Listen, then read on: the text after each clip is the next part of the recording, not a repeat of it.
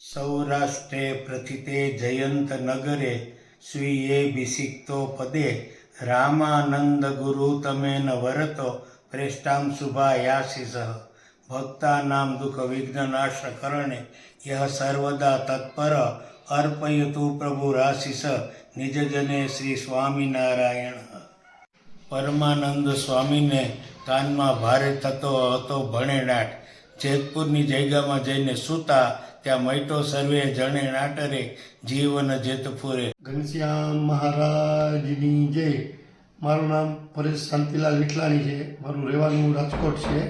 આ મારા પપ્પા છે, એનું નામ શાંતિભાઈ છે. અમે પપ્પાને છેલ્લા 2-3 વર્ષ થયા કાનનો દુખાવો હતો, કોઈ હિસાબે મટતો નહોતો. 4 થી 5 ડૉક્ટરને બતાવેલું પણ કોઈ ફેર પડતો ન હતો. પછી પપ્પાને જેતપુરની શ્રદ્ધા વધારે, એટલે કે આપણે જેતપુર ઘનશ્યામ મહારાજ પાસે જઈએ અને અરજી કરીએ અને પ્રાર્થના કરીએ. એટલે પછી અમે 1.5 વર્ષ પહેલાં જેતપુર આવ્યા અને પરમાનંદ સ્વામીને જે રીતે મહારાજે કાનનો દુખાવો દૂર કરેલો એ જ રીતે પપ્પાએ આવી અને જેતપુર હનુમાનજી અને ગણપતિજી વચ્ચે આવી મહારાજ તરફ મોઢું રાખી અને પ્રાર્થના કરી અને 5 મિનિટ સૂતા આરામ કર્યો. તો એ રીતે પરમાનંદ સ્વામીને જે રીતે કાનમાં જે ભણેલાટ થતો હતો એથી પણ વિશેષ પપ્પાને દુખાવો થતો હતો.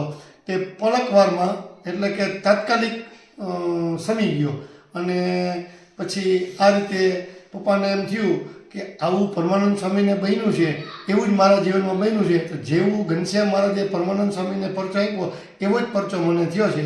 આ રીતે જેતપુરનું અમને બહુ વધારે પડતું છે અને ઘનશ્યામ મહારાજનું તો વાત જ જવા દો. એટલે આ બધી રીતે પરચા જેતપુરના ઘણા છે. તો તમે પણ હરિભક્તો જો આજુબાજુમાં રહેતા હોય કે બહાર રહેતા હોય ત્યાં માનશો કે જેતપુરની પ્રાર્થના કરશો તો તરત સફળ થાય છે.